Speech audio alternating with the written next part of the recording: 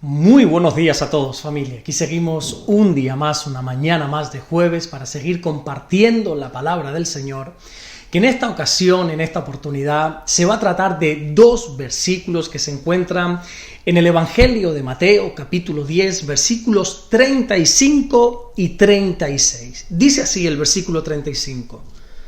Porque he venido, aquí lógicamente tengo que volver a recordar que quien está hablando es Jesús, porque he venido para poner en disensión al hombre contra su padre, a la hija contra su madre y a la nuera contra su suegra. Versículo 36. Y los enemigos del hombre serán los de su casa.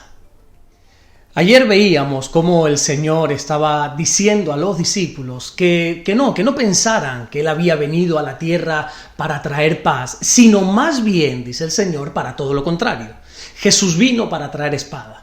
Explicábamos qué significaban estas palabras y bueno, como resumen simplemente diré que cuando uno se entrega verdaderamente al Señor y decide servirle con toda su vida, lo más probable es que comiencen los pleitos, que comiencen los problemas y que comiencen las persecuciones, porque lo que realmente se está haciendo al entregar nuestro corazón a Dios es cambiar del reino de las tinieblas al reino de los cielos, como Pedro nos aclara en su primera carta en el capítulo 2 y versículo 9.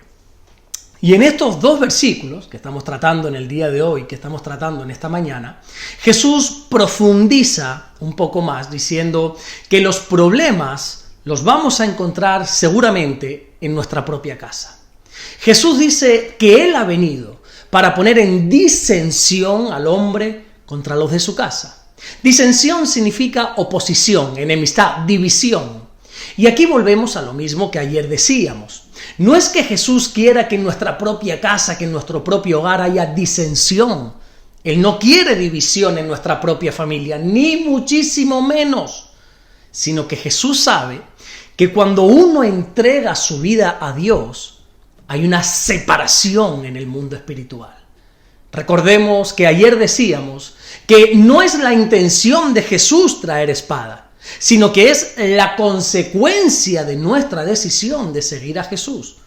Aunque Jesús use el término de que Él ha venido a traer espada, esto por favor no nos está hablando en ningún momento de una pelea física, sino que la Biblia es comparada con una espada.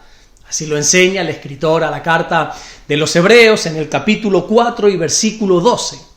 Cuando el mensaje del Evangelio es predicado, es como una espada que corta. Y todo lo que es cortado es separado en dos. Atento a esto que te voy a explicar porque créeme que es muy, pero que muy interesante. Cuando el Evangelio se predica, solo hay dos posturas que se pueden tomar frente a esta predicación. Aceptarlo o rechazarlo. No hay más. Entendamos por favor que aquí no hay término medio. O nosotros aceptamos el mensaje o rechazamos el mensaje. Por eso se compara la Biblia con una espada que corta y que pone en dos lados diferentes a las personas. Bueno, Jesús todavía lo deja más claro en este mismo Evangelio de Mateo, en el capítulo 12 y versículo 30, cuando Él dijo, el que no es conmigo, contra mí es. Dando a entender que aquí no existe una posición neutral frente al Evangelio. Claro.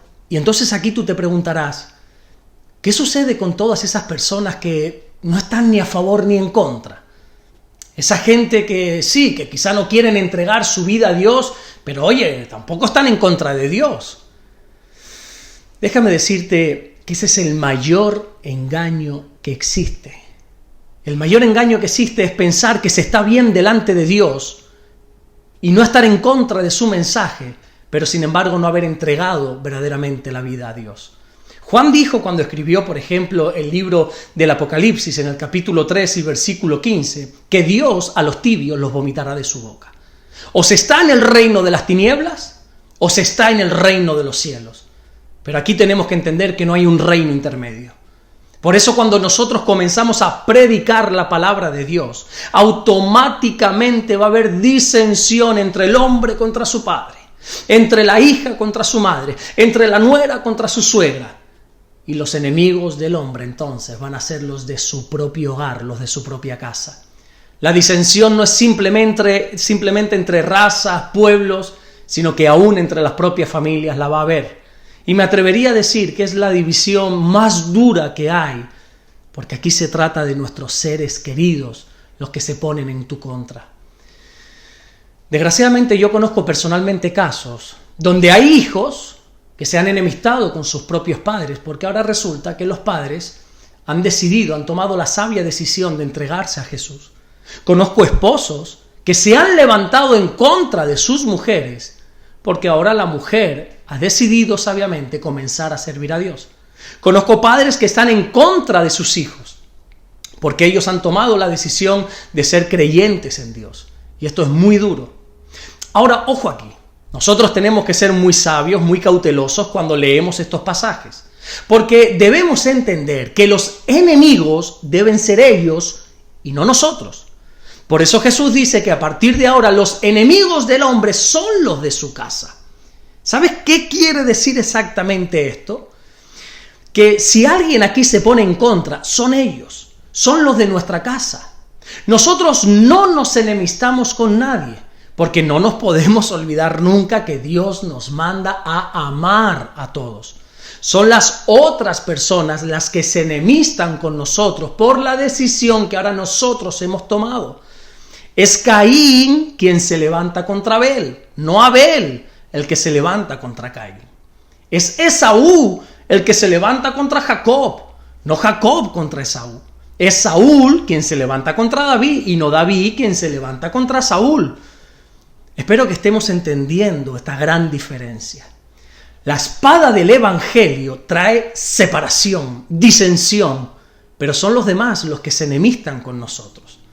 Si tú te has enemistado con alguien, tú no te puedes agarrar a estos versículos para pensar que tienes la razón, sino que más bien tienes que perdonar y amar.